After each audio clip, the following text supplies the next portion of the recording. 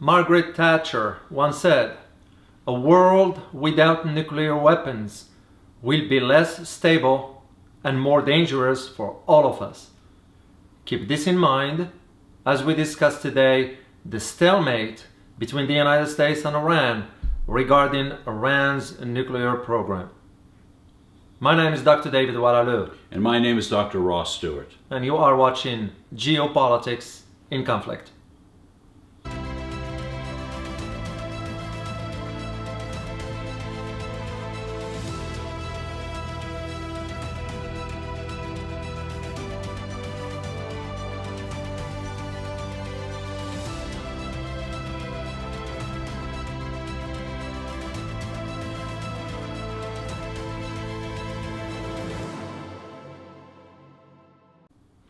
You know, Margaret Thatcher's statement is remarkably provocative. And the statistics are that since the advent of the nuclear bomb, that the 20th century was less violent than previous 1,000 years. Wow, that's interesting. And we see that the conflict that could erupt between India and Pakistan isn't happening. Between North Korea and South Korea isn't happening. This is a remarkable phenomenon. Yeah. Well, that's usually where the deterrence of a nuclear capabilities comes in. What's your opinion on the stalemate between the United States and Iran? Well, there are indeed, there are a lot of conversations on both sides of the Atlantic regarding what's going to be happening now with the JCPOA agreement, the Joint Comprehensive Action Plan agreements that was reached in 2015 between P5+1 and Iran. Well, what's going on right now is Iran is saying to the U.S., you need to be first to join rejoin the agreement. The U.S. is saying to Iran, no, you need to be first. So they are this tit for tat going back and forth to the point that is now on a stalemate. However, recent conversation I had with some of my contacts in Europe indicating that there is a possibility of an agreement. Nothing sure yet, but so far that's where it stands. What do you think is going to happen in terms of Iran developing the bomb? Well, that's a major concern because that is one of the things that many geopolitical analysts right now, and even within the business community, they are thinking about what will happen if this stalemate drags on. Well, if it does drag on, which means Iran will not go back, and if Iran is not going back to the agreement, why do they have to abide by the protocols that agreed upon? Which means they could even withdraw from the NPT, the Non-Proliferation Treaty, which will be a path towards developing their own nukes. Pakistan did that, India did that, North Korea did that. So this is where the question that is right now, could Iran acquire the bomb? You know, the questions I have all revolve around what's the incentive for Iran? What we've seen is an embargo from any goods and services for 40 years. And what it's actually done is it's inspired, first of all, Iran to look east, China, of course, and it's also forced them into developing a lot of things that manufacturing and so on their own because they couldn't get it from the West. That's correct. Well, just to piggyback on your point about Iran looking east, that agreement they reached with China, and we did a show, just to remind our viewers that we did a show about it back then, when Iran and China reached a deal of $400 billion for the next 25 years. That there will be some sort of an agreements between the two, commercial and otherwise, telecommunication, banking, finance, and so forth, energy. Yes, Iran is looking east, but now the question is, Iran is asking itself, should we go alone by developing the bomb? Of course, that's not gonna, it's an easier said than done because that's gonna trigger some other issues that whether Iran will be able to control the outcome of that. Well, what we see is a number of European nations have gone and invested in Iran, and Iran is money hungry right now. So that might be a major incentive to have them bite the bullet, or however you want to talk about it, and rejoin this. And that's correct. And yes, when the agreement was reached back in 2015, a lot of European companies rushed into the Iranian market because you can ignore a market of 80 plus million consumers. Like Peugeot, I remember from France, one over, even some Swedish companies considered investing in Iran at that time.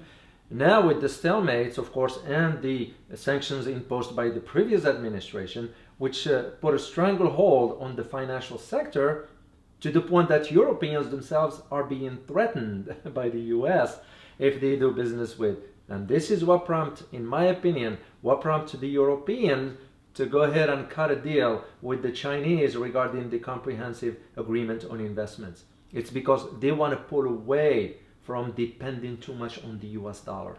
So yes, the Europeans now are a little bit content that Iran has agreed to some sort of arrangements with the IAEA, the International Atomic Energy Agency. And as I said at the beginning, based on some of my contacts in Europe, I was informed that there's a possibility that these stalemates, my sister, exist in first of all, but there's no 100% guarantees to that. So,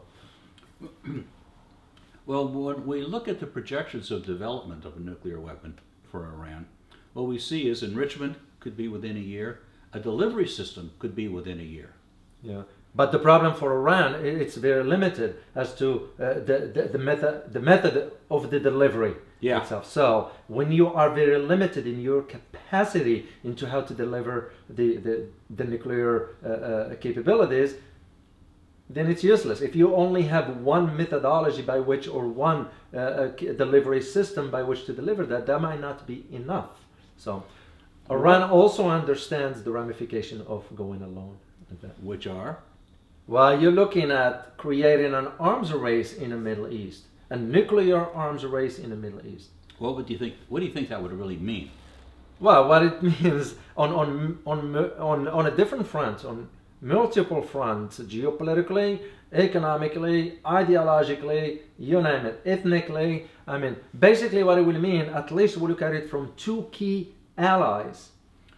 Saudi Arabia and Israel. So for Israel, most likely it will change its policy of opacity. In other words, the nuclear ambiguity, because Israel cannot deny or confirm whether it has nuclear weapons or not. Saudis, on the other hand, will want to pursue nuclear capability. They can either acquire it, which I am sure they will reach out to the US for assistance, even though Saudis might have one in an escrow account as we speak, without going into details on that. Then you look at also Jordan. Then you look at also Turkey. You know, those countries are going to want to have their own capabilities. You know, we hear about these countries, but when you look at the economics involved, Turkey is a major player. It's shocking. It is, because it's just with Turkey, it's going about it differently, because remember, the issue with Iran is slightly different than the issue with Turkey. Because Iran is Shiites, and this is where you see the tensions between Iran and, for example, Saudi Arabia regarding the dominance in the Middle East. Israel, on the other hand, is looking at that differently. They're looking at it from security and safety of its.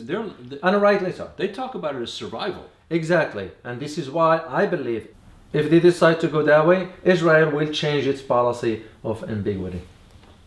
I'd like to read from this book, Volatile State, Iran and Nuclear Age, by David Oualaalou, my co-host. I think this really sums up the situation in some really critical ways. The challenge for the West lies in whether the time has come for other countries to acquire nuclear weapons independently of the United States. Stated differently, when Iran acquires the bomb, will key regional players in the Middle East follow suit? I see no reason countries like Saudi Arabia, Egypt, and Turkey will not pursue a nuclear path that will achieve two objectives: challenge Iran and tilt the balance of power by changing the geopolitical equation in the Middle East in a volatile way. That's correct, Russ. This is where I see it going. Should Iran go that route, I mean, it's going to change the dynamics upside down. Mind you that also this is not only going to be limited to the Middle East, but also on a global level, because Russia and China will get involved. Without a doubt. So you can just see where it's going. Here's the conclusion for you to think about and come to your own conclusions with.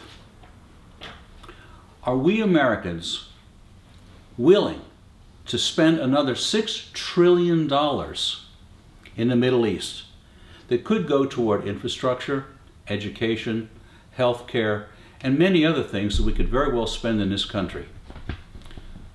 Think about it. Let us know your thoughts in the comments. Also, be sure to check out our other videos. Don't forget to like, share, and subscribe. Thanks for watching. And as always, stay informed. Till next time. Bye-bye.